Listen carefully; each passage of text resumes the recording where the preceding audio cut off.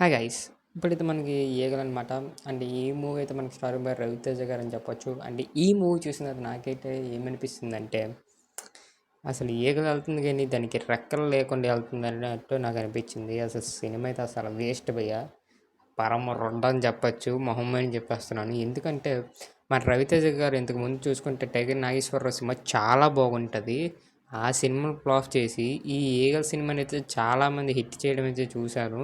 అసలు ఏముంది భయ్య ఈ సినిమాలో, అసలు ఏమీ లేదు, పరమ రొడ్డ అని చెప్పొచ్చు. ఎందుకంటే నాకు అలాగ అనిపించింది.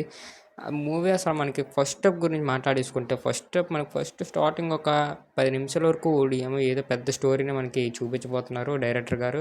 మనకు బిగ్ స్క్రీన్ మన అన్నట్టు అనిపిస్తుంది. కానీ వెళ్ళే కొద్దీ ఒకరి తర్వాత ఒకరు, ఒకరి తర్వాత ఒకరు, ఒకరి తర్వాత ఒకరు, ఒకరు అలా కథ చెప్తూనే ఉంటారు.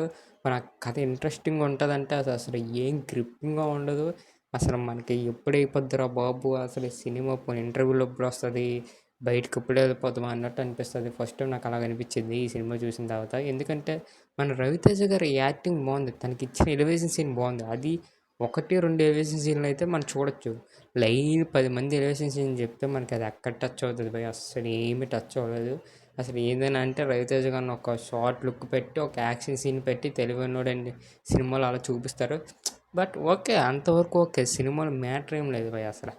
క్లైమాక్స్ వరకు చూస్తాం, క్లైమాక్స్ వరకు అలాగే చెప్తారు తన గురించి, ఒకరి తర్వాత ఒకరు, ఒకరి తర్వాత ఒకరు, ఒకరి తర్వాత ఒకరు. క్లైమాక్స్ వరకు ఏముండదు భయ్య, అంతా వేస్ట్ అని చెప్పొచ్చు. క్లైమాక్స్లో అసలు స్టోరీ ఏంటి అనేది ఒక్క పాయింట్తో తేలగొడేస్తారు. ఎంతవరకు రాగి క్లైమాక్స్లో ఒక చిన్న పాయింట్తో తేలగొడేస్తారు. అక్కడ మనకి చిరాకు వచ్చింది. ఇలాగే వెళ్తుంది భయ్య ఫస్ట్ హాఫ్ అంతా.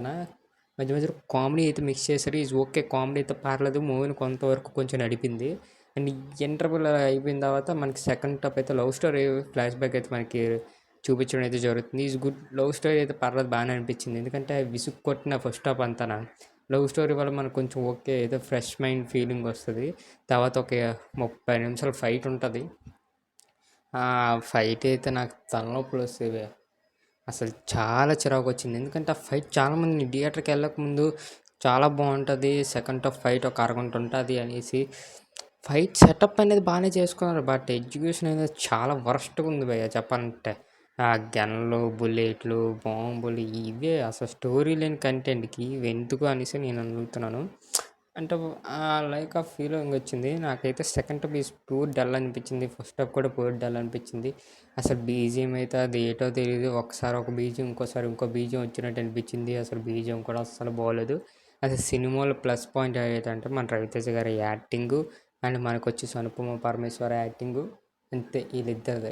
ఇంకో హీరోయిన్ ఉంటుంది, తనకు ఎక్కువ స్కోప్ అయితే లేదు. తను ఉన్నంత వరకు తన యాక్టింగ్ బాగానే ఉంది, కానీ స్కోప్ లేనిది ఎలా చెప్తామంటే స్కోప్ లేదు కదా అసలు. అండ్ మనకు వచ్చేసి కామెడీ ఈజ్ గుడ్ అని చెప్పొచ్చు. అక్కడక్కడ కామెడీ అయితే బాగానే ఉంది, నైరేషన్ అనేది. అంటే సినిమా అయితే కొంచెం స్లోగా వెళ్ళే ఫీలింగ్ వస్తుంది. అసలు ఎందుకు అసలు మనకు ఫస్ట్ హాఫ్లో అనవసరమైనవన్నీ పెట్టేసి వదిలేశారు, సెకండ్ హాఫ్లో కూడా అనవసరమైన పెట్టేసి వదిలేశారు, లాస్ట్కి సింపుల్ తెక్కుడేస్తారు భయ. అసలు ఏం బాగోలేదు అని చెప్పొచ్చు సినిమా అయితే. ఇది టోటల్గా ఈ సినిమా అయితే చేంజ్ అయిపోయింది. అసలు మేము ఇచ్చే రేటింగ్ ఈ సినిమాకి ఒక 5కి 2 అయితే ఇస్తాం, 2 అయితే ఇస్తాం భయ.